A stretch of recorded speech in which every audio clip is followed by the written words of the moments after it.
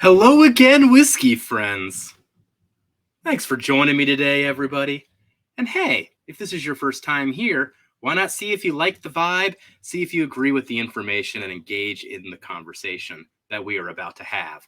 So, here on the channel, on our Tuesday videos, we do go with community generated content, mainly questions that we're getting from Patreon, Instagram, and the YouTube comments.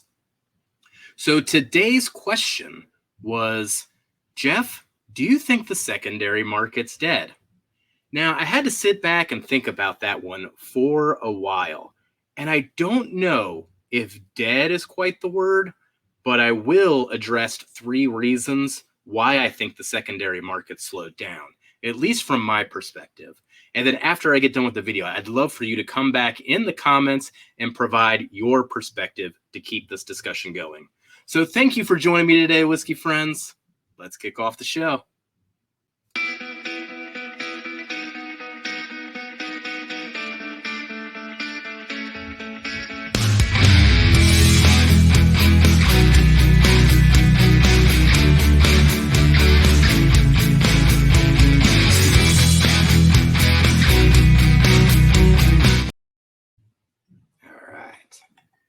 And just like always with these Tuesday discussions, I like to have a pour with you while we talk. Now, technically, I just talk, and I never sip on it. But I'm going to be quite motivated to sip on this one. I have been looking forward to this one for a little bit here. But this is a Still Austin single barrel pick.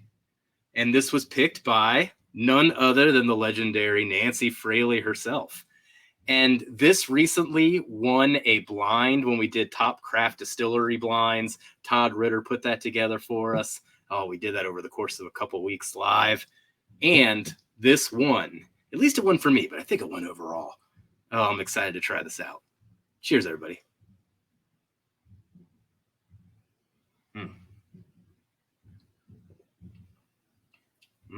That lives up to expectations. I can't wait to review this one here in the coming weeks. And I am going to come back to this bottle in just a second, because that does play into one of the three reasons I'm going to highlight why I think the secondary market is slowing down. I'm not going to say it's dead. It's still out there. And I think it is always going to exist on some level. There are some things people just can't get their hands on it, and that automatically makes the creation of the secondary market, inevitable, and it will sustain itself, at least in some areas for some bottles. But when I look at what I see out there on secondary anymore, it's not the same bottles that go on secondary like they used to a few years ago. So that leads me to the first reason I think the secondary market is slowing down. I think the FOMO is starting to slow down as well, as more and more people that have entered the bourbon community have now gotten their hands on things and gotten to try things. With everything that they try, that is one less bottle they are hunting going forward. And if those groups aren't getting an influx of new members that have that FOMO for that bottle, then ultimately that market is going to come to a crawl. And I think that's what we're seeing quite a bit. I mean, if I were to go and just do a quick scan of some secondary sites, I'm going to see a whole lot of closing down, closed down, lack of interest. I mean, it doesn't even seem like people do the save the face post of saying, hey, I sold this on X post. That doesn't happen anymore either. People are just like, whatever, closing it down. Couldn't even do it. And sometimes it's on things that I wondered why no one was interested in it. I actually thought that would go for, an $8 Fireball or something like that. Even the cheap stuff doesn't even seem to go anymore.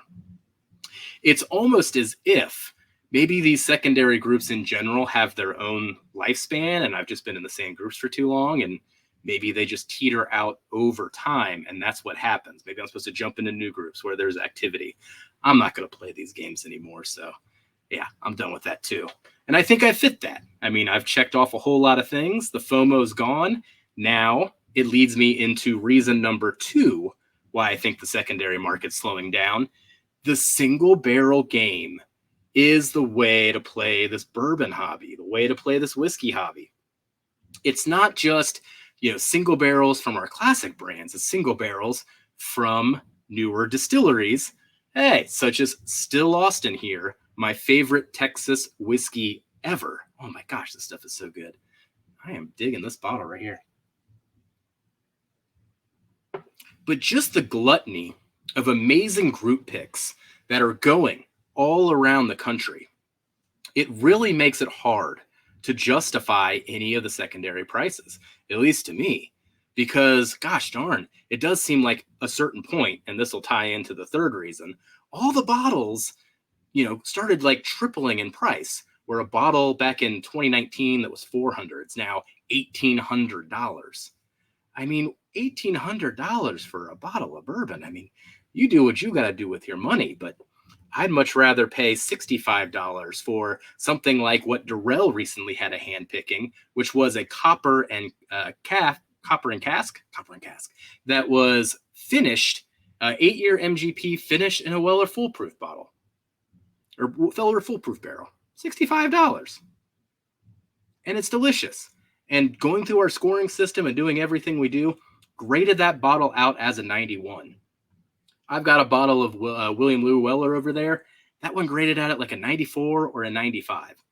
Are we really talking about a $1,700 difference between 4 points? Is it really worth that? That's the thing that I got to think about, especially when we do so much math going into these scores. The same thing applies to the bottle behind me here when it comes to this beam tack. A Knob Creek pick scored a 90 out of 100 in our scoring system. Once again, what are we talking? $65 for a Knob Creek pick? These single barrels are the way to go, and we continually find great single barrels priced between $50 and $100. So I think that is another reason the secondary market is slowing down. And another side reason, I'm going to stick with number 2 and before we get into number 3, but sticking with number 2, a lot of the groups that I'm in that traditionally were like the secondary markets started getting their own picks, and they're really, really good. And they're selling them for $70, $80, $90, $100 gets you a great single barrel picked by these people in your community that you know. Why would I engage in the other parts of the market? Just give me the single barrels. So the third reason I'm going to bring up, and I got to be careful about how I bring this up because I don't want things to get flagged, but the thing that I think was very, very strangely kind of the thing that was a death nail in this whole thing, and I would love for people to actually even like study this for the pure economics of it. I think all of those C-word checks in 2020, 2021 killed the secondary market in a lot of ways, because all of a sudden you had an influx of cash and people were using it to buy bourbon in these groups. And all of a sudden the prices started escalating at an unsustainable pace. And once they escalated to that unsustainable pace, they never then came back down. So when the money started drying up, essentially, the prices didn't come down with it. People were like, no, I've seen my King of Kentucky go for $1,500, so I want $1,500 for it now, even if no one's going to pay $1,500. I'll find that one person.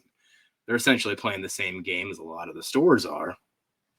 But that almost seemed to ruin the market in a lot of ways, as it slowly priced people out. Engaging in the secondary market fell out of people's habits. And once it was out of their habits, they never came back in. Even when I see cheaper fireballs going. Once again, $8, $10 a sip. Nope, I don't see anyone playing sometimes. Just no interest. So it's so interesting to kind of see this slowdown happen in real time. I feel like there was quite a few conversations going back a few years ago where people were speculating what would kill the secondary market? What's going to kill the secondary market? And now it's kind of like teetering out and no one seems to be talking about it. So let's talk about it here. I'm curious to hear what you're seeing in your part of the woods. Do you see the slowdown? Maybe it's just something with the groups that I'm in. But if you're seeing the slowdown as well, why do you think it's slowing down?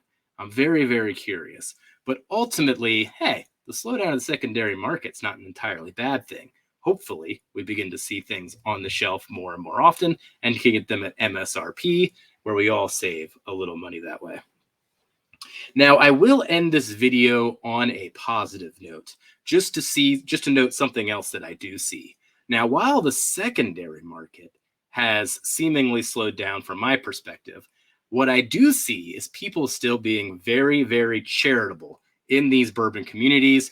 When bottles are up for donations, people like to give, and I do like seeing that because they are giving lots more value than what these bottles are worth, and they're doing it to support a good cause. So that one I do support as well. Well, thank you for joining me today, whiskey friends. Once again, come back in the comments. Let us know what you think about this particular topic and what you're seeing out there. And if you have a conversation or a topic you'd like to see addressed in a future Tuesday video, you know how to get a hold of me. Well, thank you for joining me today, whiskey friends. I'll see you on the next one. Goodbye, everybody. Jeff, just be friends with me. But you have these whiskey friends, and you say hello again. Oh, Jeffrey, you should just be friends with me. But you have these whiskey friends, and you say hello again. Oh, Jeffrey, you should just be friends with me. But you have these